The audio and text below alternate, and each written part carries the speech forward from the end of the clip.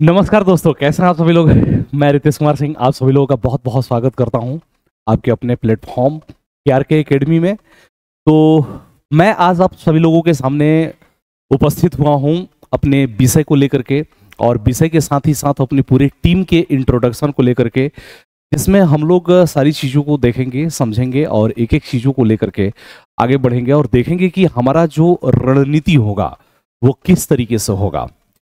तो ये जो बैच है, ये केआरके एकेडमी की तरफ से आप सभी लोगों के लिए यूपीएससी सीएपीएफ असिस्टेंट कमांडेंट के लिए बैच डिजाइन किया गया है। और अगर हम इसकी बात करेंगे तो इसमें आप लोगों के साथ आज मैं डिस्कशन करने वाला हूं कि क्या हमारे इतिहास का सिलेबस होगा, और इसी के साथ ही साथ हमारी जो पूरी टीम है वो किस तरीके से आप लोगों के साथ काम करेगी, क्या हमारा मतलब टारगेट रहेगा आप सभी लोगों के साथ। तो इसी के बारे में आज हम लोग यहाँ पे डिस्कशन करने वाले हैं। तो बिल्कुल आप सभी लोग हमारे साथ बने रहिए और इस सेशन को ज़्यादा से ज़्यादा लाइक, शेयर एंड सब्सक्राइब जरूर कर दीजिएगा। तो टारगेटेड करके केआरके एकेडमी की तरफ से यूपीएससी सीएपीएफ असिस्टेंट कमांडेंट के लिए कंप्लीट ये एक बैच लॉन्च किया जा चुका है, और बिल्कुल आप सभी लोग इसमें जुड़ सकते हैं। बहुत ही शानदार और ज़बरदस्त तरीके से इसमें क्लासेस चली हुई है बाइलिंगुअली, और बाइलिंगुअली यानी कि हिंदी और इंग्लिश दोनों मीडियम में ये क्लासेस रन हुई हैं। और इसमें जो भी फैकल्टीज़ हैं, इन सभी फैकल्टीज़ के पास मिनिमम 10 साल से ज़्यादा का पढ़ाने का एक्सपीरियंस है। अब हम बात करते हैं और इंट्रोडक्शन को लेकर के हम लोग चलते हैं कि किस तरीके से कौन कौन सी हमारी फैकल्टी होगी, क्या क्या चीज़ें हम लोग इसको में कवर करते हुए चलेंगे, और फिर मेरा इतिहास का सिलेबस क्या होगा।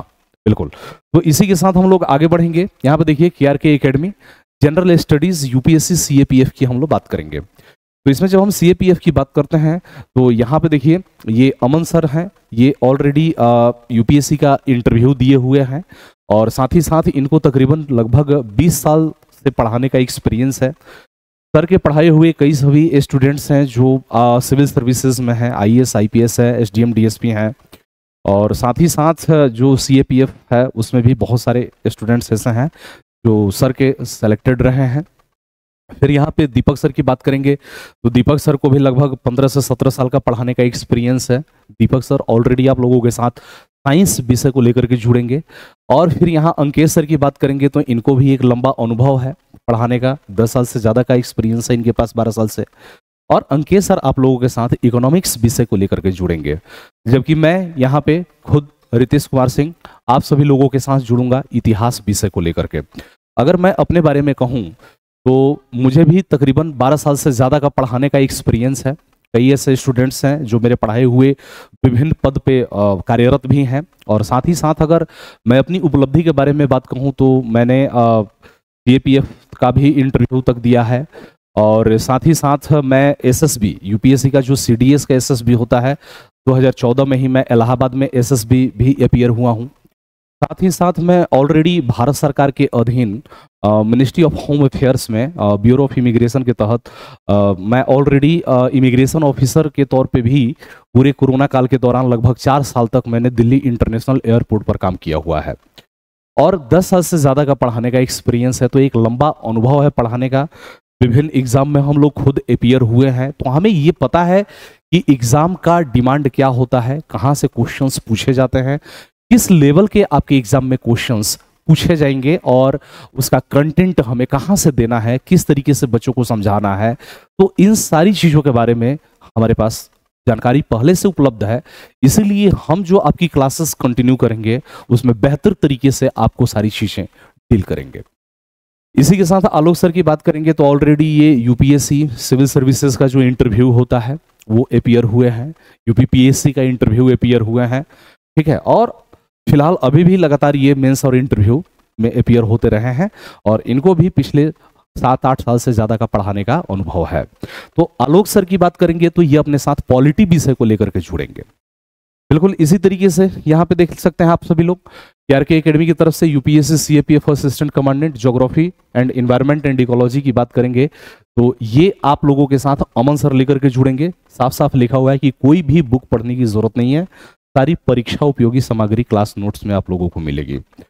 इसी के साथ ये मैं खुद आप लोगों के सामने, ये मेरा ही फोटो है, कंफ्यूज नहीं होना है। केआरके एकेडमी की तरफ से यूपीएससी सीएपीएफ, इसमें मैं इंडियन हिस्ट्री और इंडियन हिस्ट्री में जब हम बात करेंगे तो एंशियंट हिस्ट्री, एंशियंट के साथ साथ मेडिवल, और मेडिवल के साथ साथ मॉडर्न हिस्ट्री को भी लेकर के हम लोग आगे बढ़ेंगे, यानी कि बिल्कुल क्रम से बढ़ेंगे। इसमें जो हमारा बेसिक फोकस रहेगा वो एंशियंट और मॉडर्न पे रहेगा, क्योंकि यहां से आपके एग्जाम में क्वेश्चंस जो हैं वो ज्यादा आते हैं। मेडिवल में थोड़ा सा लेस फोकस रखेंगे हम लोग, क्योंकि यहां से चूंकि ज्यादा क्वेश्चंस आते नहीं हैं तो बहुत ज्यादा इस पे फोकस करने का कोई मतलब है नहीं। लेकिन हाँ, ऐसा नहीं कि इसको हम छोड़ करके चलेंगे, इसको भी बिल्कुल गहराई से लेकर के चलेंगे। ठीक है, आगे बात करेंगे तो आलोक सर ऑलरेडी आप लोगों के साथ जुड़ चुके हैं। पॉलिटी के जो अपना सिलेबस है उसको कवर कराएंगे आलोक सर।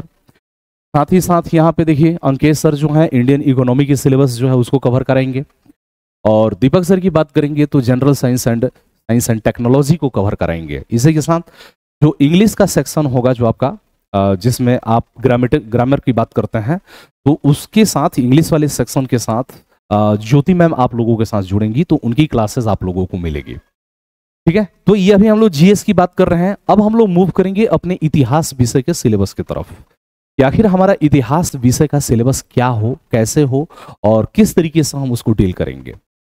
जैसे यहाँ पे देखिए इतिहास की बात करेंगे तो complete history syllabus for CAPF assistant commandant. Ancient history की बात करेंगे तो इसमें प्राचीन भारतीय इतिहास में, यहाँ पे ध्यान से देखिएगा, प्राचीन भारतीय इतिहास में प्रागैतिहासिक और आधैतिहासिक काल, जिसमें कि पाषाण युग, ये सारा चीज हम समझेंगे कि प्रागैतिहासिक, आधैतिहासिक और ऐतिहासिक काल में क्या अंतर है, यानी कि pre historic and proto historic period, stone age, भूरा पाषाण, मध्य पाषाण और नवपाषाण, संस्कृतियां, स्थल, उपकरण, जीवन शैली और कला के साक्ष्य, ताम्रपाषाणिक संस्कृतियां, ताम्रपाषाणिक लोगों की विशेषताएं, बस्तियां और जीवन शैली, यानी कि Palaeolithic, Mesolithic and Neolithic cultures, sites, tools, life styles and evidences of art, Chalcolithic cultures, features, settlements and lifestyle of Chalcolithic people. We will discuss that. Later on we will move Indus Valley Civilization, जिसको हम हड़प्पा सभ्यता के नाम से भी जानते हैं। इसमें हम लोग विशेष फोकस के साथ देखेंगे major sites and features, Mohenjodaro, Harappa, Dholavira, Lothal and others, town planning and architecture, great bath, granaries, drainage system and fortifications.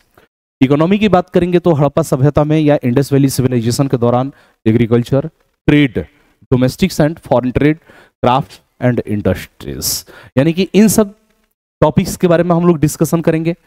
फिर रिलीजन्स एंड सोसाइटी, यानी कि हड़प्पा काल का धर्म और समाज क्या था, इसके बारे में बात करेंगे। कलाकृतियां, प्रतीक, मुहरें और सामाजिक संरचनाएं, इसके बारे में डिस्कशन करेंगे। Artifacts, symbols, seals and social structures, art and culture की बात करेंगे हड़प्पा सभ्यता के दौरान, यानी कि स्कल्पचर्स, पॉटरी एंड ज्वेलरी, कला और संस्कृति में मूर्तियां, मिट्टी के बर्तन और आभूषण। डिक्लाइन, इसका पतन कैसे होता है, क्या क्या इसके बारे में मत है। तो theories regarding the decline of the Indus valley civilisation, यानी कि पतन, सिंधु घाटी सभ्यता के पतन के संबंध में सिद्धांत। फिर आगे बढ़ेंगे हम लोग तो वैदिक एज के बारे में बात करेंगे। वैदिक पीरियड के बारे में अगर हम लोग बात करेंगे तो इसमें क्या क्या दिखाई देगा, तो अर्ली एंड लेटर वैदिक पीरियड हमें दिखाई देता है, प्रारंभिक और उत्तर वैदिक काल। फिर अर्ली वैदिक पीरियड, यानी कि ऋग्वैदिक सोसाइटी, उस दौरान की जो राजनीतिक व्यवस्था है, polity and economy, religious practices and God, यानी कि वैदिक युग में प्रारंभिक और उत्तर वैदिक दो पार्ट में हम इसको बांट करके बढ़ेंगे। प्रारंभिक वैदिक काल में ऋग्वैदिक समाज, राजनीति और अर्थव्यवस्था, धार्मिक प्रथाएं और देवता के बारे में हम लोग डिस्कशन करेंगे। फिर लेटर वैदिक पीरियड की बात करेंगे तो emergence of social classes like varna system, monarchy, rituals and literatures, Brahmana Upanishad, religious practice and literatures, the Vedas, Samhitas, Brahmanas, Aranyaka and Upanishad, यानी कि उत्तर वैदिक काल के दौरान हम लोग देखेंगे सामाजिक वर्गों का उदय, वर्ण व्यवस्था, राजशाही, अनुष्ठान और साहित्य, ब्राह्मण, उपनिषद। ब्राह्मण और उपनिषद क्या है, तो ग्रंथ है, उसके बारे में हम लोग डिस्कशन करेंगे क्लास में। धार्मिक आचरण और साहित्य, वेद, संहिता, ब्राह्मण, आरण्यक और Upanishad, we will discuss each and everything. फिर धार्मिक और दार्शनिक आंदोलन जो 6th सेंचुरी बीसी में, स्पेशली जब हम जैन और बौद्ध की बात करेंगे तो बोल रहा है कि rise of new religious movements, social, political and economic factors, ठीक है, यानी कि नए धार्मिक आंदोलन का उदय, सामाजिक, राजनीतिक और आर्थिक कारण। उसमें हम विशेष तौर से बौद्ध धर्म के बारे में डिस्कशन करेंगे, यानी कि life of Gautam Buddha, 4 Nobel truth जो 4 आर्य सत्य हैं, 8 फोल्ड पाथ यानी कि अष्टांगिक मार्ग, कंसेप्ट ऑफ निर्वाण एंड संघ, Buddhist councils and spirit of Buddhism, यानी कि गौतम बुद्ध का जीवन, 4 आर्य सत्य, अष्टांगिक मार्ग, निर्वाण और संघ की अवधारणाएं, बौद्ध परिषदें और बौद्ध धर्म का प्रसार। ये सारी चीजें हम लोग क्या करेंगे तो डिस्कशन करेंगे अपने रेगुलर क्लासेस में। और ये जो मैं सिलेबस आप लोगों के साथ डिस्कशन कर रहा हूं, किसका सिलेबस है? तो यूपीएससी सीएपीएफ असिस्टेंट कमांडेंट का ये कंप्लीट सिलेबस है आप लोगों का हिस्ट्री का। ठीक है, चलिए आगे बढ़ते हैं। यहां पर देखिए जैनिज्म के बारे में बात करेंगे तो life of Mahavir, principles of Jainism, अहिंसा, अनेकांतवाद जिसको हम सप्तभंगीय नए भी जानते हैं, ठीक है, aparigraha, spread and impact of Jainism, ये सारी चीजें हम लोग पढ़ेंगे। महावीर का जीवन, जैन धर्म के सिद्धांत, अहिंसा, अनेकांतवाद, अपरिग्रह, जैन धर्म का प्रसार एवं प्रभाव। कंटिन्यू करेंगे हम लोग सारी चीजों को।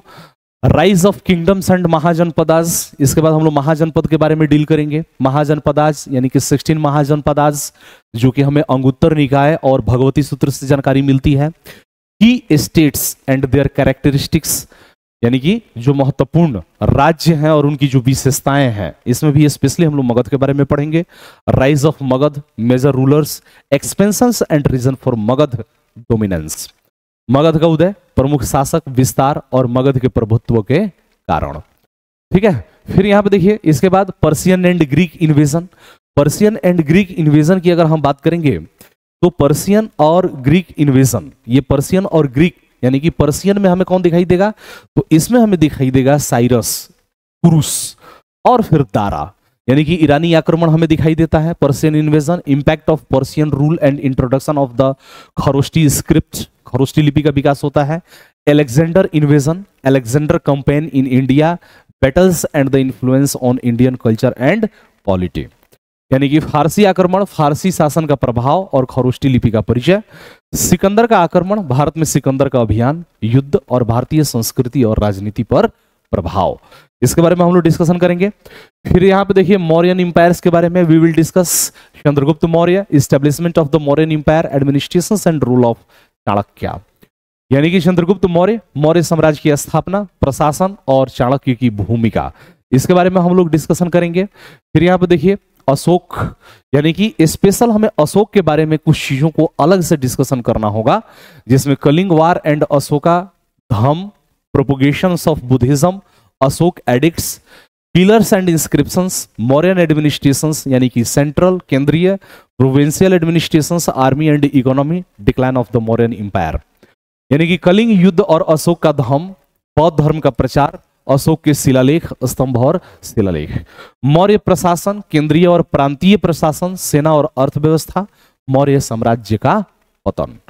फिर यहां पर देखिए पोस्ट मौर्यन पीरियड, यानी कि मौर्यन के बाद, यानी कि जो विदेशी आक्रमणकारी भारत में आते हैं और जो देसी, दो धाराएं जो हमें दिखाई देती है, फॉरेन इन्वेजर और इंडियंस यानी कि इंडिजीनियस रूलर्स, उनके बारे में हम लोग डिस्कशन करेंगे, यानी कि इंडो ग्रीक, शक, कुषाण एंड पर्थियंस यानी कि Pahlava. Later their contributions to Indian culture, भारतीय संस्कृति में उनका योगदान, सोसाइटी एंड इकोनॉमी, ठीक है। इंडो ग्रीक, शक, कुषाण और पर्थियन, भारतीय संस्कृति, समाज और अर्थव्यवस्था में उनका योगदान, इसके बारे में हम लोग बात करेंगे। फिर यहाँ पे देखिए सातवाहन डायनेस्टी के बारे में हम लोग डिस्कशन करेंगे। किसके बारे में? Satavahana dynasty, administration, society, culture and trade, trade and commerce, development of trade routes and urban centres, यानी कि प्रशासन, समाज, संस्कृति और व्यापार ड्यूरिंग द सातवाहन पीरियड, ठीक है। प्रतिष्ठान या पैटर्न जो इनकी राजधानी है, व्यापार और वाणिज्य यानी कि व्यापार मार्ग, रेशम मार्ग और शहरी केंद्रों का विकास। फिर हम लोग पढ़ेंगे Gupta empire, that is very important, यहां से बहुत सारे क्वेश्चंस आपके एग्जाम में पूछे जाएंगे। Political history and administrations, important rulers, Chandragupta first, Chandragupta second, Chandragupta first, Samudragupta, Chandragupta second, administration and governance, society and economy, caste system, status of women, agriculture and trade, यानी कि राजनीतिक इतिहास और प्रशासन, महत्वपूर्ण शासक, इसमें चंद्रगुप्त मौर्य, समुद्रगुप्त, चंद्रगुप्त द्वितीय, प्रशासन और शासन। फिर समाज और अर्थव्यवस्था, जाति व्यवस्था, महिलाओं की स्थिति, कृषि और व्यापार, ये सारी चीजें हम लोग जो गुप्त साम्राज्य के दौरान है उसके बारे में हम लोग डिस्कशन करेंगे। फिर आगे मूव करेंगे, यहाँ पे देखिए आर्ट एंड कल्चर, यानी कि आर्ट एंड कल्चर की हम लोग बात करेंगे तो literature, works of Kalidas special तौर पे हम लोग पढ़ेंगे, आर्यभट्ट एंड अदर्स। आर्किटेक्चर जो है इस दौरान जो वास्तुकला के क्षेत्र में जो विकास होता है, जिसमें स्पेशली हम बात करेंगे टेम्पल्स, यानी कि जब हम मंदिर की बात करते हैं तो मंदिर की शुरुआत ही हमें गुप्त काल से दिखाई देती है, caves and stupas. Science and technology development in astronomy, mathematics and medicines, decline of the Gupta empire, यानी कि साहित्य, कालिदास, आर्यभट्ट और अन्य की कृतियां हम लोग पढ़ेंगे, वास्तुकला, मंदिर, गुफाएं और स्तूप, विज्ञान और प्रौद्योगिकी, खगोल विज्ञान, गणित और चिकित्सा, ठीक है, में विकास और गुप्त साम्राज्य, यानी कि इन सब के बारे में हम लोग विस्तार पूर्वक डिस्कशन करेंगे। फिर वाकाटक, पल्लव, चालुक्य एंड संगम एज, यानी कि यहां तक आते आते हमारा जो एंसेंट हिस्ट्री का सिलेबस है वो लगभग फिनिश हो चुका रहेगा, यानी कि तमिल किंगडम्स, यानी कि चेर, चोल और पांड्य, यानी कि जो कि संगम में हमें जानकारी मिलता है। लिटरेचर, इकोनॉमी एंड सोसाइटी, संगम काल का, तो बोल रहा है कि तमिल साम्राज्य, चेर, चोल, पांड्य, संगम साहित्य, अर्थव्यवस्था, समाज और संस्कृति के बारे में हम लोग डिस्कशन करेंगे और बिल्कुल विस्तार पूर्वक डिस्कशन करेंगे। फिर यहाँ पे Pallava and Chalukya, contribution to art, architectures, Mahabalipuram temples, cave temples and literature, यानी कि पल्लव और चालुक्य का कला, वास्तुकला, महाबलीपुरम मंदिर, गुफा मंदिर और साहित्य में योगदान, ठीक है। फिर यहाँ पे देखिए हर्ष एंड लेटर किंगडम, हर्ष ये एंसेंट इंडिया में ही अभी हम लोग, हर्षवर्धन जिसको उत्तर भारत का अंतिम हिंदू महान शासक कहा जाता है, यानी कि last Hindu rulers of north India.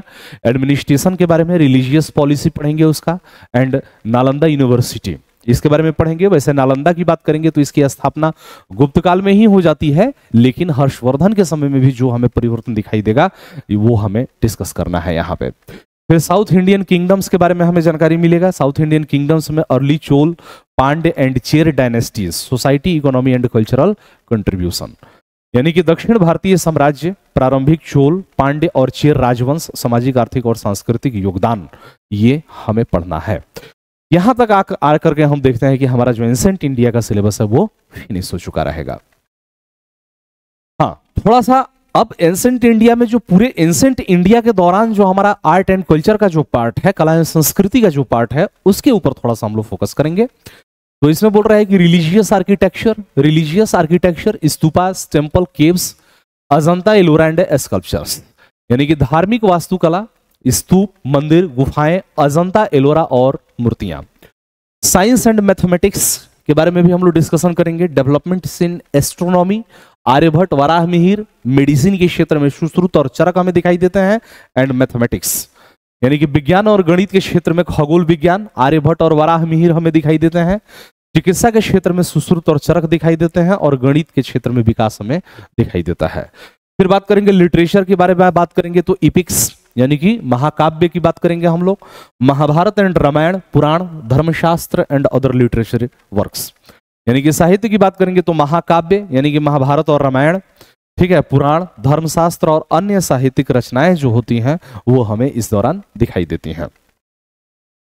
फिर देखिए मेडिवल इंडियन हिस्ट्री में अब हम लोग आ चुके हैं। अब मेडिवल इंडियन हिस्ट्री की बात करेंगे तो अर्ली मेडिवल इंडिया यानी कि 750 टू 1200 एडी, यानी कि 750 ईस्वी यानी कि 647 ईस्वी में हर्षवर्धन की मृत्यु हो जाती है। और तब से लेकर के जब आप मुस्लिम आक्रमणकारी आते हैं और जब दिल्ली सल्तनत की स्थापना होती है, तब तक का जो समय है वो कौन सा समय है, तो अर्ली मेडिवल इंडिया का समय है, ठीक है, यानी कि प्रारंभिक मध्यकालीन भारत 750 से लेकर के 1200 ईस्वी तक का समय है।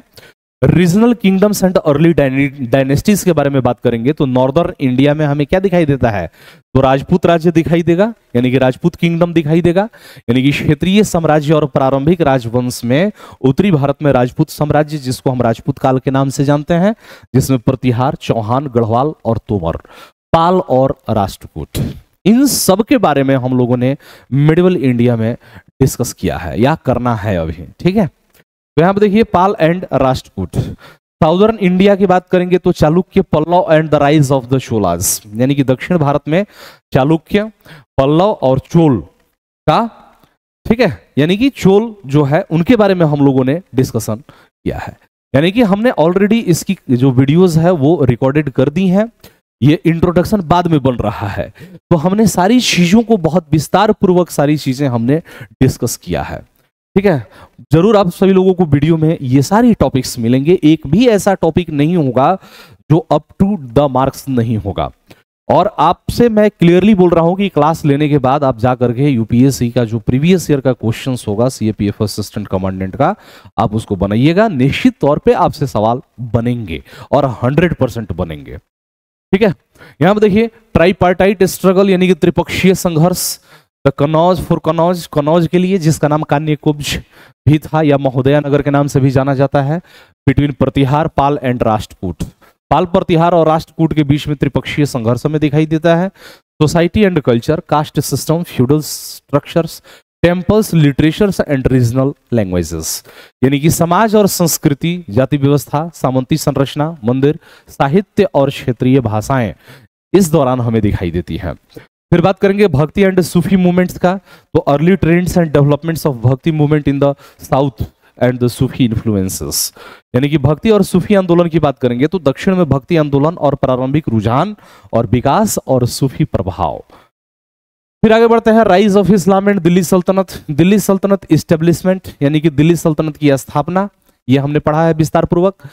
Administration, society and culture under various dynasties, यानी कि विभिन्न राजवंशों के तहत प्रशासन, समाज और संस्कृति। फिर हमने स्लेव डायनेस्टी के बारे में डिस्कशन किया, कुतुबुद्दीन ऐबक हमें दिखाई देता है स्लेव डायनेस्टी में, Iltutmish and Razia Sultan, we have already discuss it. फिर Khilji dynasty, Alauddin Khilji, reforms, military campaigns and economic policies, यानी कि खिलजी राजवंश की बात करेंगे तो इसमें अलाउद्दीन खिलजी के सुधार, सैन्य अभियान और आर्थिक नीतियां हमें दिखाई देती हैं। फिर कंटिन्यू करेंगे यहाँ पे तुगलक वंश में मोहम्मद बिन तुगलक के प्रयोग, यानी कि तुगलक डायनेस्टी में Mohammad bin Tughlaq experiments, Firoz Shah Tughlaq policies and decline of the Tughlaqs, यानी कि तुगलक वंश, मोहम्मद बिन तुगलक के प्रयोग, फिरोज शाह तुगलक की नीतियां और तुगलक का पतन। फिर यहाँ पे देखिए तुगलक का पतन कैसे होता है भाई, तो वही तैमूर लंग आता है और भी कई सारे कारण रहे जिसके बारे में हम लोगों ने डिस्कशन किया है। सैयद एंड लोदी डायनेस्टीज, की rulers and reasons for decline, यानी कि सैयद और लोदी राजवंश हमें दिखाई देता है प्रमुख शासक और पतन के कारण। और इसके बाद जो है वो हमें कौन सा इंपायर दिखाई देता है, तो मुगल इंपायर या मुगल डायनेस्टीज दिखाई देगा। इसी के साथ साथ देखिए यहाँ पे एडमिनिस्ट्रेशन, सोसाइटी, रेवेन्यू सिस्टम, एकता system, art and architecture and influences of Islam, we have already discuss it clearly. तो प्रशासन और समाज, राजस्व प्रणाली, एकता प्रणाली, एकता जो कि अरबी शब्द है जिसका अर्थ होता है भूमि का टुकड़ा, एकता प्रणाली, ठीक है। इसी के साथ साथ कला, वास्तुकला और इस्लाम का प्रभाव।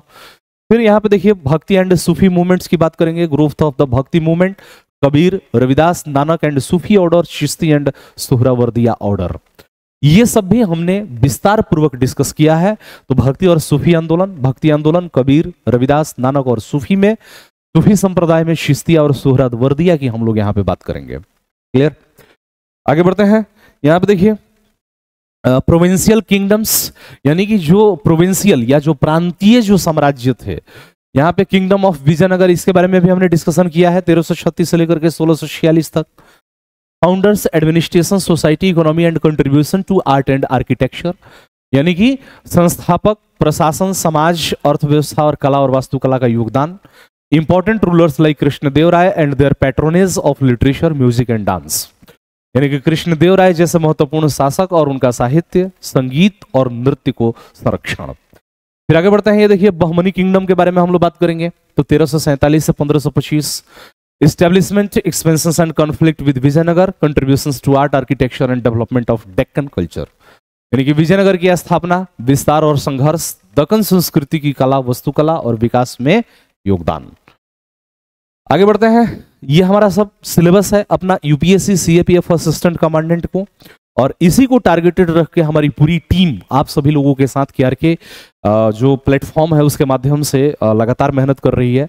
आपका सिलेक्शन ही हमारा लक्ष्य है और 5 मार्च को आप सभी लोगों का नोटिफिकेशन ऑलरेडी आ चुका है और ये हमारी बैच जो है कंप्लीट हो चुकी है। पूरा का पूरा आपका रिकॉर्डिंग इसका वीडियोस मिल जाएगा, तो आप जा करके इस वीडियो को परचेज करके देख सकते हैं। ऐसा नहीं है कि इसमें आप क्लास लेते रहेंगे या इंतजार करेंगे कि सर कब लाइव आएंगे, ऐसा कुछ नहीं है। सारी क्लासेस रिकॉर्ड हो चुकी हैं, सारा हमारा पूरा जो टीम है वो सारा क्लास कंप्लीट कर चुका है। तो आप सभी लोग जा करके फटाफट इसको परचेज कर लीजिएगा इस बैच को और फिर लग जाइएगा अपनी तैयारी में, ठीक है। तो ये KRK एकेडमी की तरफ से ये सारी चीजें हम लोग प्रोवाइड करा रहे हैं आप लोगों को। मुगल एम्पायर की बात करेंगे तो Babur, establishment of Mughal rule in India, battle of Panipat and administration, यानी कि बाबर भारत में मुगल शासन की स्थापना, पानीपत की लड़ाई और प्रशासन, ठीक है। आगे बढ़ते हैं हम लोग, ठीक है। आगे बढ़ेंगे तो Humayun struggle with Sher Shah Suri, exile and return, यानी कि हुमायूं शेरशाह सूरी के साथ उसका संघर्ष, निर्वासन और वापसी, Shershah Suri administrative reform, revenue system and contribution to road building and trade. इन सब के बारे में हमने विस्तार पूर्वक डिस्कशन किया है अपने क्लास में। एक बार क्लास लीजिए, आप लोग पढ़िए, हमारे साथ जुड़िए, फिर आपको लगेगा कि हाँ हमारी पूरी टीम जो है वो किस तरीके से मेहनत कर रही है आप सभी लोगों के सपने को पूरा करने के लिए, और आपका जो सिलेक्शन है वही हमारा लक्ष्य है, ठीक है। तो शेरशाह सूरी, प्रशासनिक सुधार, राजस्व प्रणाली और सड़क निर्माण और व्यापार में योगदान। फिर अकबर के बारे में हम लोग डिस्कशन करेंगे। तो अकबर की बात करेंगे तो Akbar expansion and consolidation of empire, यानी कि एम्पायर का कैसे कंसोलिडेट करता है ये, साम्राज्य का विस्तार एवं सुदृढ़ीकरण, प्रशासनिक सुधार यानी कि मनसबदारी प्रणाली, धार्मिक नीतियां, राजपूत गठबंधन, सामाजिक और सांस्कृतिक योगदान, कला साहित्य और वास्तुकला, यानी कि administrative reforms, mansabdari system, religious policies, Rajput alliances, social and cultural contributions, art, literature and architecture. Jahangir and Shahjahan, अब किसके बारे में बात करेंगे हम लोग, जहांगीर एवं शाहजहां के बारे में बात करेंगे। तो administrative policy, expansion and decline of religious tolerance, art, architecture जैसे Taj Mahal, red fort and patronage of culture, यानी कि प्रशासनिक नीतियों की बात करेंगे तो धार्मिक सहिष्णुता का विस्तार एवं ह्रास, कला वास्तुकला जिसमें ताजमहल, लाल किला और संस्कृति का संरक्षण हमें दिखाई देता है। फिर बढ़ते हैं औरंगजेब की तरफ। तो उसकी धार्मिक नीति जो थी वो क्या थी, religious policies, expansion into the Deccan, Maratha conflict, reasons for the decline of Mughal empire, यानी कि धार्मिक नीति, इसमें दक्कन में विस्तार, मराठा संघर्ष, मुगल साम्राज्य के पतन के कारण। फिर मुगल एम्पायर की बात करेंगे तो मनसबदारी, इसको हमने बिल्कुल विस्तार पूर्वक डिस्कशन किया है और यहां से निश्चित तौर पे आपके प्रश्न पूछे जाएंगे। तो mansabdari and jagirdari system, revenue and military organisation, society and culture, यानी कि मनसबदारी और जागीरदारी प्रणाली, राजस्व और सैन्य संगठन, समाज और संस्कृति। फिर सोशल स्ट्रक्चर के बारे में बात करेंगे तो role of women and the influence of Persian culture, Mughal art and architectures, miniatures, paintings, forts and tombs. सामाजिक संरचना, महिलाओं की भूमिका और फारसी संस्कृति का प्रभाव, मुगल कला और वास्तुकला, लघु चित्र, किले और मकबरे। मराठा एम्पायर में rise of the Marathas, Shivaji and establishment of the Maratha empire, administration and military tactics. Shivaji और मराठा साम्राज्य की स्थापना, प्रशासन और सैन्य रणनीति, पेशवाओं के अधीन विस्तार, बालाजी विश्वनाथ, बाजीराव प्रथम और उनकी सैन्य और प्रशासनिक नीतियां, ठीक है, यानी कि expansion under the Peshwa Balaji Vishwanath, Bajirao first and their military and administrative policies.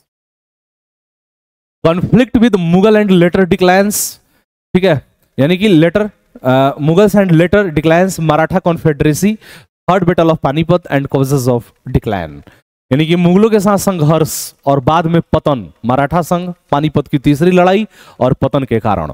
Maratha administrations, revenue and judicial system, Ashtapradhan, councils and military structures, यानी कि मराठा प्रशासन, राजस्व और न्यायिक प्रणाली, ये सब कुछ हमने देखा है विस्तार पूर्वक।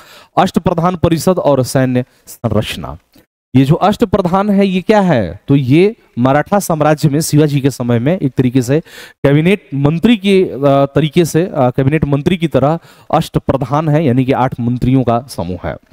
आगे बढ़ते हैं, regional state in the 18th century, यानी कि 18वीं सदी में जो क्षेत्रीय राजवंश है उनमें Rajput state, administrations, culture and conflicts with the Mughals, Awadh, rise of the Nawab, administration and culture.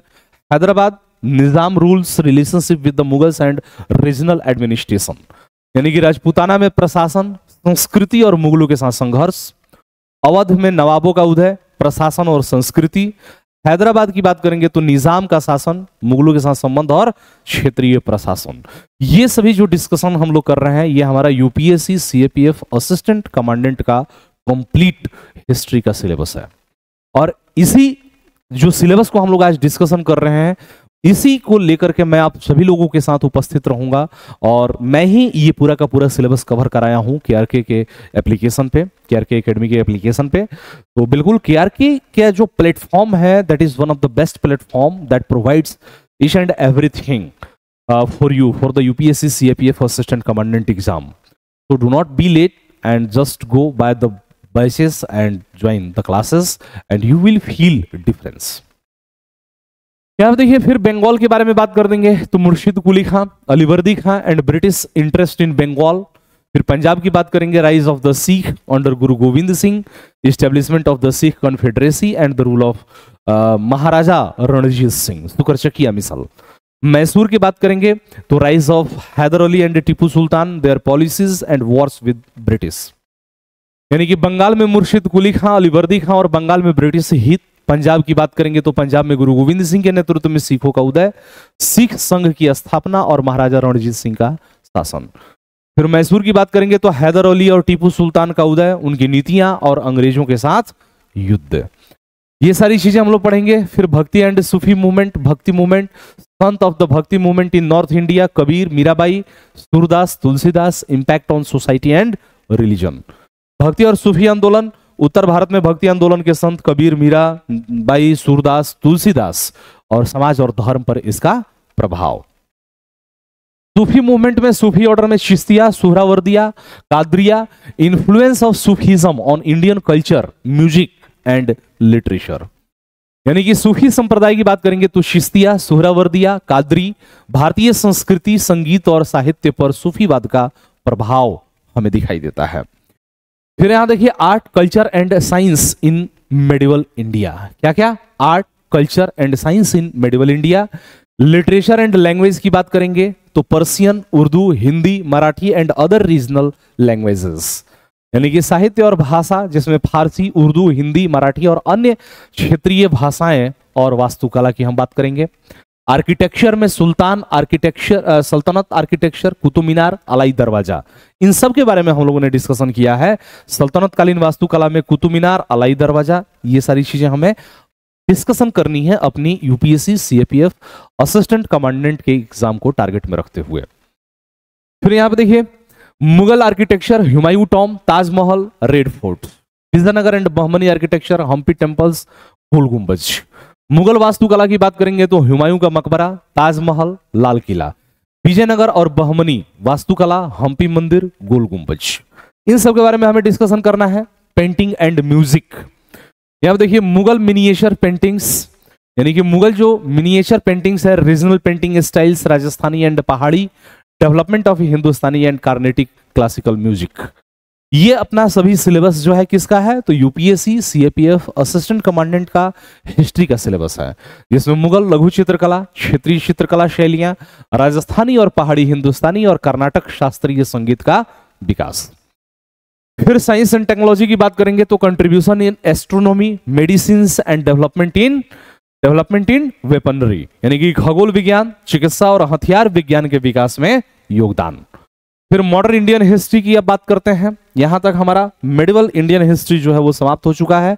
ये जो हम लोग डिस्कशन करेंगे ये क्या है हमारा तो मॉडर्न इंडियन हिस्ट्री है, और यहां से हमारा मॉडर्न इंडियन हिस्ट्री का सिलेबस शुरू होता है।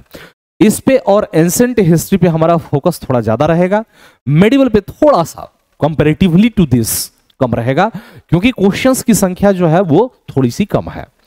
तो advent of Europeans and British expansion in India, यानी कि भारत में यूरोपीय लोगों का आगमन और ब्रिटिश विस्तार।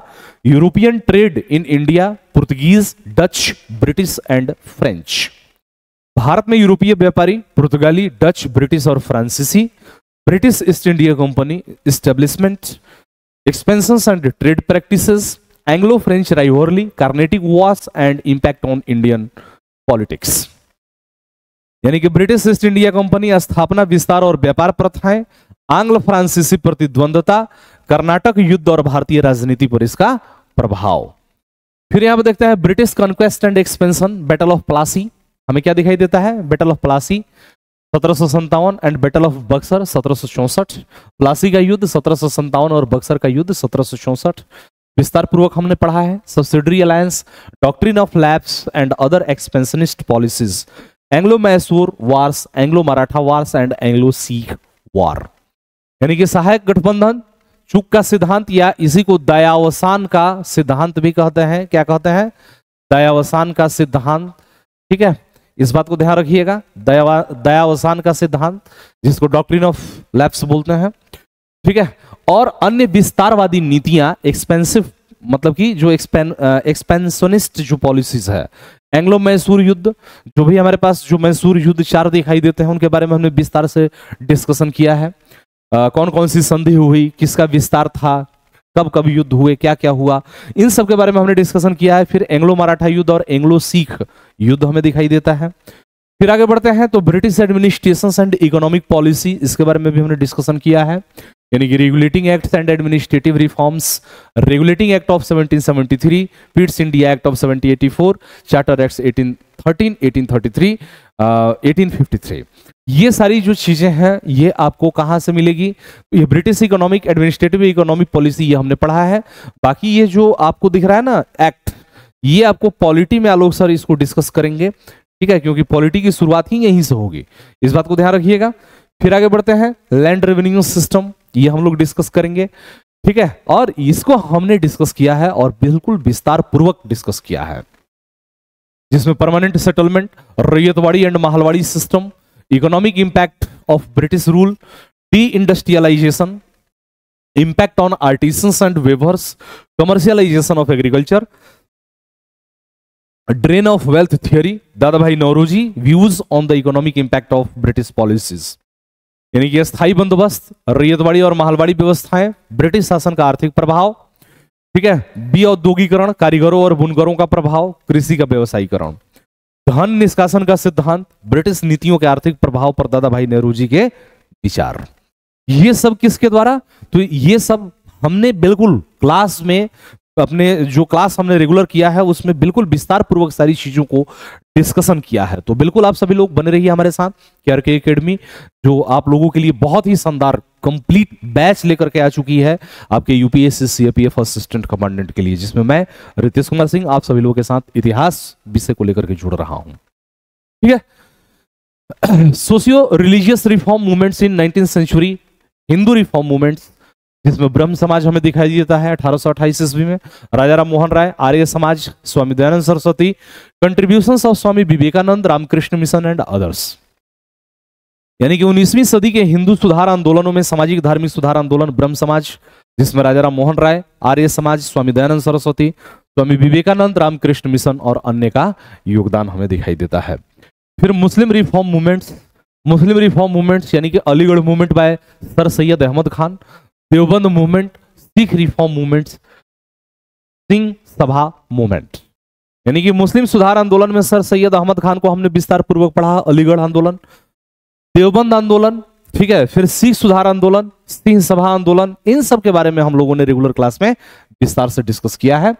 Other social reforms, contributions of Jyotiba Rao Phule, Narayana Guru and doctor B R Ambedkar, reform against social evils like sati, child marriage and caste discrimination, यानी कि अन्य सामाजिक जो सुधार है उसमें ज्योतिबा राव फुले, नारायण गुरु और डॉक्टर बी आर अम्बेडकर का जो योगदान है, उसके अलावा सती प्रथा, बाल विवाह और जातिगत भेदभाव जैसे सामाजिक बुराइयों के खिलाफ जो भी आंदोलन हुए हैं उसको हम लोगों ने विस्तार से डिस्कस किया है, जिसमें लोअर क्लास मूवमेंट है, सिविलियन मूवमेंट है, ठीक है, फिर फार्मल रिविलियंस है।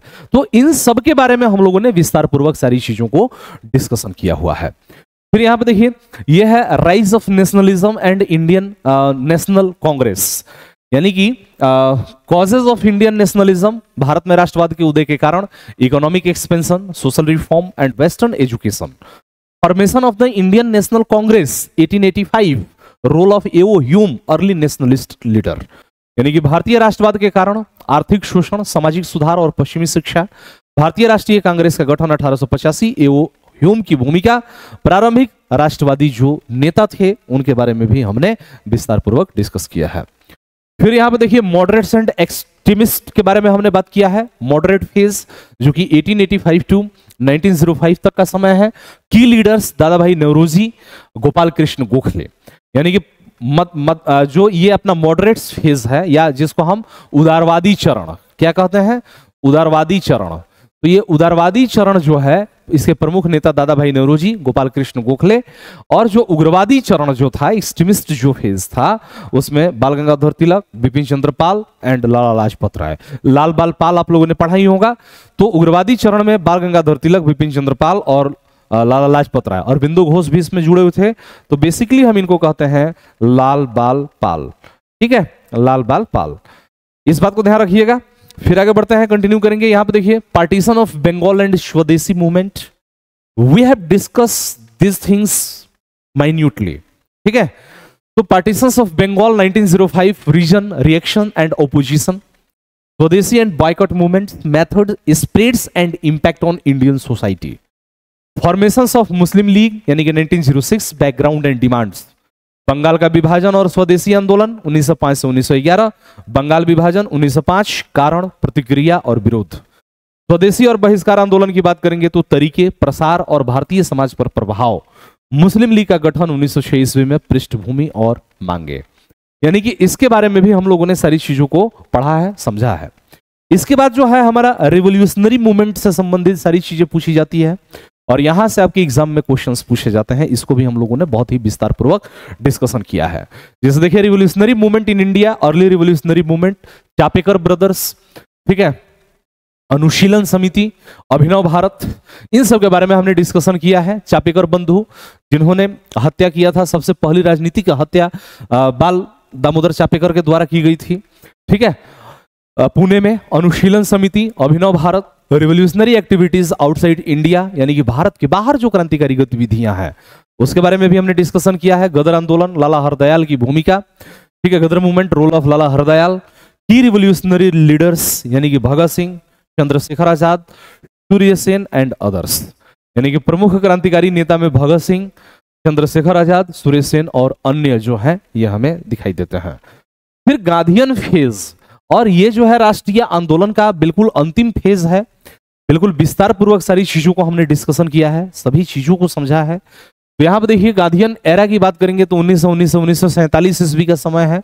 महात्मा गांधी, अर्ली मूवमेंट्स यानी कि चंपारण सत्याग्रह, खेड़ा सत्याग्रह एंड अहमदाबाद मिल स्ट्राइक, यानी कि महात्मा गांधी के प्रारंभिक आंदोलन, चंपारण सत्याग्रह, खेड़ा सत्याग्रह और अहमदाबाद मिल हड़ताल। नन कोऑपरेशन मूवमेंट 1920 से 22, कॉजेस, मेथड्स एंड इंपैक्ट्स, यानी कि असहयोग आंदोलन 1920 से 22, कारण, तरीके और प्रभाव। फिर हमें सिविल डिसोबीडिएंट मूवमेंट दिखाई देता है 1930 से लेकर के 1934 ईस्वी तक, जिसमें Dandi march, salt satyagraha, response to British policies, यानी कि सविनय अवज्ञा आंदोलन 1930 से 34, दांडी मार्च, नमक सत्याग्रह, ब्रिटिश नीतियों की प्रतिक्रिया। व्हाइट इंडिया मूवमेंट की बात करेंगे तो इसका reason, course and impact of the movement क्या पड़ता है, यानी कि भारत छोड़ो आंदोलन 1942, आंदोलन के कारण, पाठ्यक्रम और प्रभाव क्या इसका हमें दिखाई देता है। इसके बारे में सारी चीजों को हम एक एक करके डिस्कस किए हैं।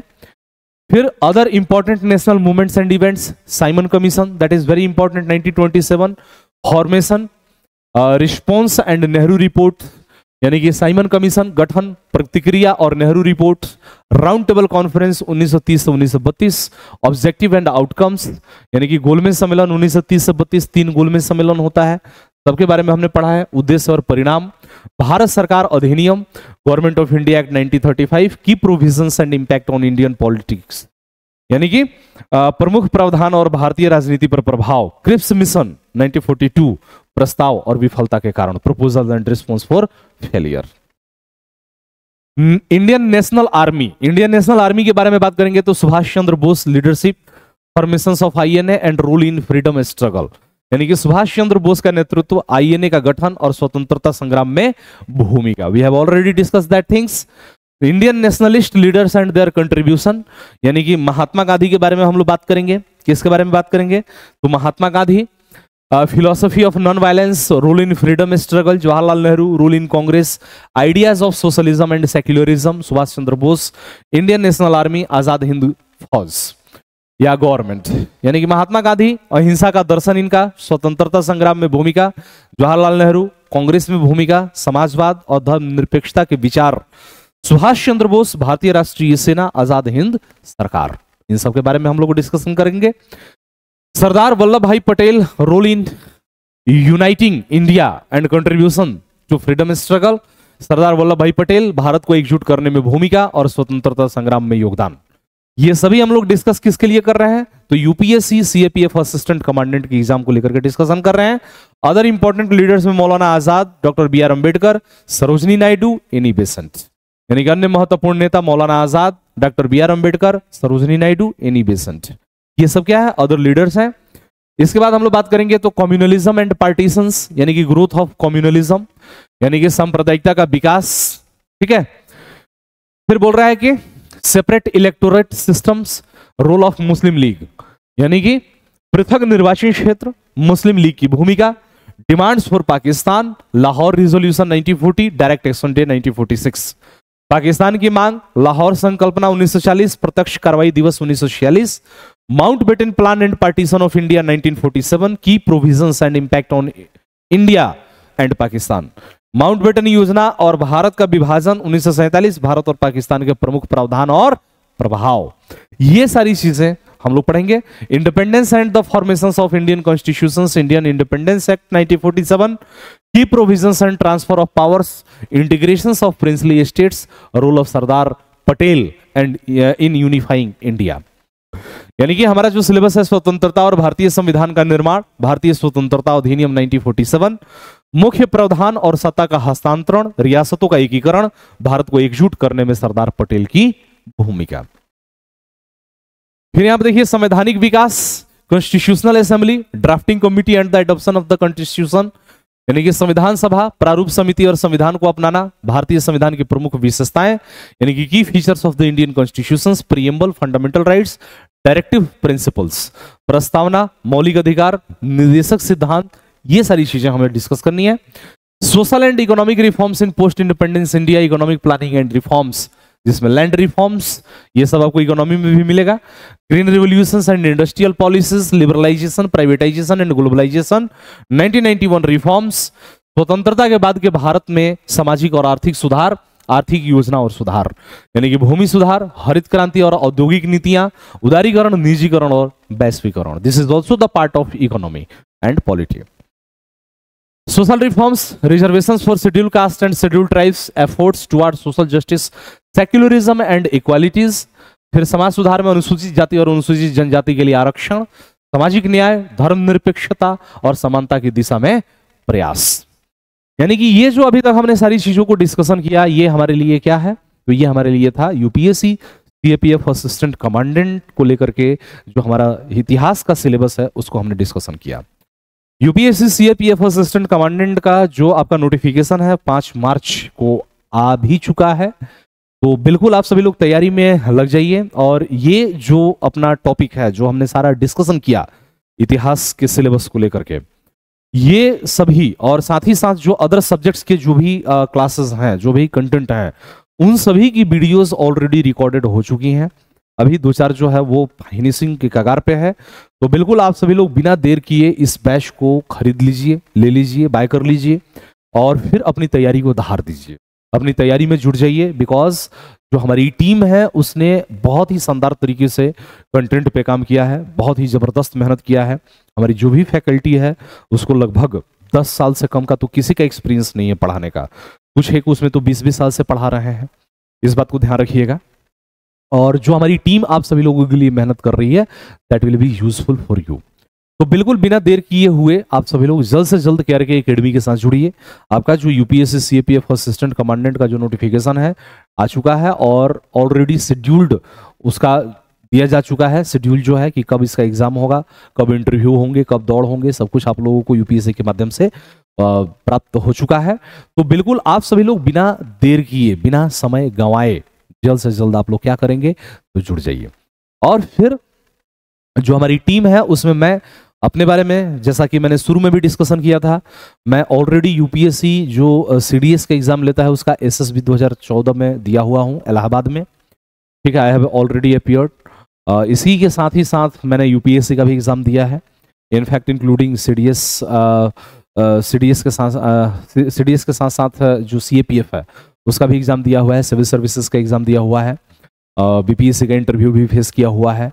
और साथ ही साथ मैं already ministry of home affairs में 4 साल तक इमिग्रेशन ऑफिसर के तौर पे दिल्ली इंटरनेशनल एयरपोर्ट पे मैंने काम भी किया हुआ है 18 से लेकर के 22 तक, 2018 से लेकर के 22 तक।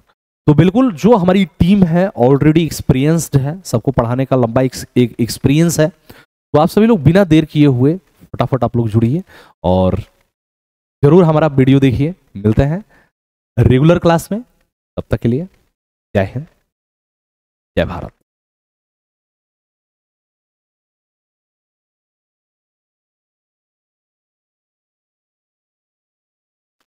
हेलो दोस्तों, welcome back to KRK Academy. तो आज हम इस वीडियो में कोर्स आपको कैसे परचेस करना है एक बार क्लियरली मैं आपको एक्सप्लेन करूंगा।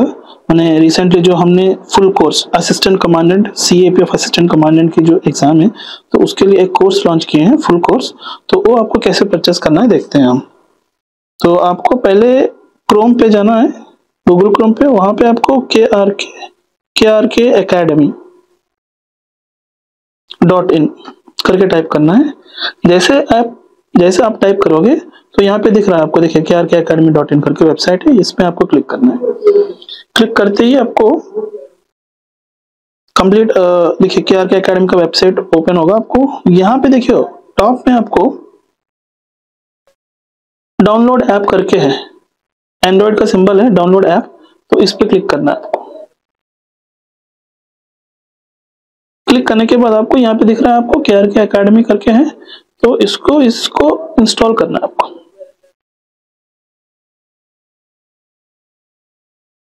तो इंस्टॉल हो रही है, बस इट टेक्स फ्यू सेकेंड्स।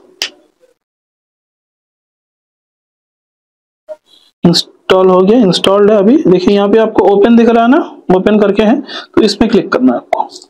जैसे आप क्लिक करोगे यहाँ पे देखिए ए पेज आपको आएगा, खुलेगा। यहाँ पे आपको नीचे देखिए यूज अनदर मेथड, तो उस पर क्लिक करने के बाद आपको यहाँ पे मोबाइल नंबर एंटर करना है।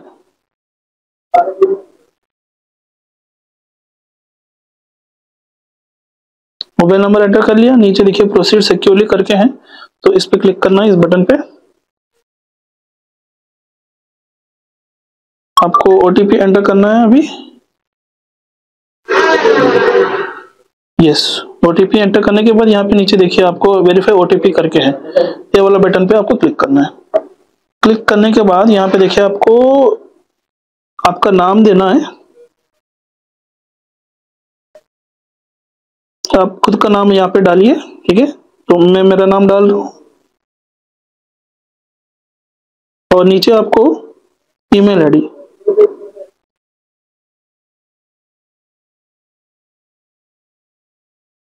डालना है आपको। जो आपका रजिस्टर ईमेल आईडी है तो उसी को डालना है, ओके। यहाँ पे देखिए आपको एलो करके यहाँ पे क्लिक करना है, हो गया, राइट। तो ये जो ओपन हुआ है ये होम पेज है, ठीक है, होम पेज है। नीचे देखिए एक बार होम पेज है, यहाँ पे बगल में आपको स्टोर करके दिख रहा है ना, स्टोर पे क्लिक करना है। स्टोर पे क्लिक करने के बाद यहाँ पे देखिए आपको CAPF नीचे CAPF AC फुल कोर्स करके है 1 ईयर वैलिडिटी का, तो यहाँ पे आपको क्लिक करना है। उस पे क्लिक करने के बाद आपको यहाँ पे नीचे बाय करके ऑप्शन है, यस, बाय नाउ पे क्लिक कीजिए।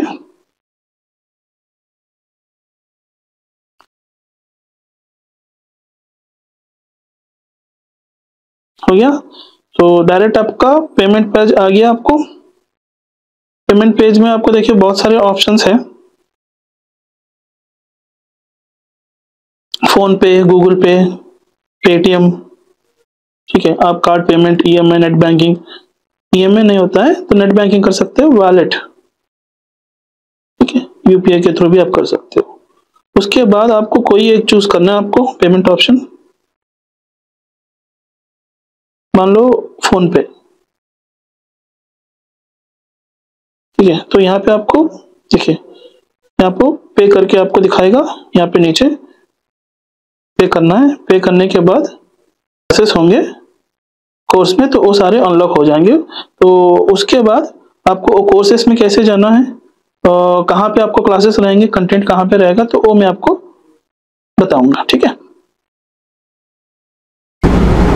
पेमेंट कर दिया हमने। ठीक है, पेमेंट करने के बाद देखिए ऐसे आपको ओपन होगा। यहाँ पे आपको नीचे जाना है, नीचे यहाँ पे देखिए आपको home, stores, charts and profile, profile पे क्लिक करना है। उसके बाद आपको इन्फॉर्मेशन करके आएगा, उसके बगल में जो एक ऑप्शन है कोर्सेज करके, तो उसमें क्लिक करना है। जैसे आप क्लिक करोगे तो यहाँ पे जो आपने परचेज़ किया है बैच, तो वही बैच आपको, वही कोर्स आपको दिखेगा, उसमें क्लिक करना है। क्लिक करने के बाद आपको यहाँ पे देखिए ओवरव्यू है और बगल में कंटेंट, तो इसी कंटेंट में आपकी जो क्लासेस है वो सारे क्लासेस अपडेटेड है। देखिए यहाँ पे 2 फोल्डर्स है, एक पेपर 1 की फोल्डर है जिसमें आपको कंप्लीट जनरल स्टडीज़ की क्लासेस रहेंगे, आपको geography, general science, polity, history, economy, arithmetic, reasoning, इन सारे क्लासेस रहेंगे। देखिए एक एक करके सारे क्लासेस अनलॉक हो चुके हैं। ठीक है, तो ऐसे ही आपको बैक जाने से यहाँ पे और एक फोल्डर है जो पेपर 2 का फोल्डर है, तो ये भी आपको देखिए यहाँ पे भी आपको सारी चीज़ें अपडेटेड है। एसए के टॉपिक्स, आर्ग्यूमेंट्स, रिपोर्ट, थीम्स भी है, ग्रामर की क्लासेस से सारी चीज़ें अपडेटेड है। तो ऐसे आप कोर्सेस में जा सकते हैं। तो इस वीडियो में मैंने आपको कैसे आपको परचेज़ करना है वो प्रोसेस बताया मैंने, आपको कहाँ पे आपको वेबसाइट में जाना है, लॉगिन करना है, कैसे आपको करना है, सारी चीज़ें मैं आपको बताया। उसके बाद परचेज़ करने के बाद क्लासेस कहाँ पे रहेंगे, तो वो भी मैं आपको कम्प्लीटली एक एक चीज़ करके मैं आपको एक्सप्लेन किया हूँ। तो आई होप ये सारी चीज़ें आपको अच्छे से समझ में आए होंगे। तो अगर कोई डाउट है तो मुझे आप कॉल कर सकते हो, या फिर आप डायरेक्ट मुझे मैसेज भी कर सकते हो, व्हाट्सएप, टेलीग्राम, जो यहाँ पे अभी नंबर जो स्क्रॉल हो रही है, तो उसी नंबर पे आप मुझे डायरेक्ट आप कांटेक्ट कर सकते हो। ठीक है, तो धन्यवाद दोस्तों, जय हिंद, थैंक यू।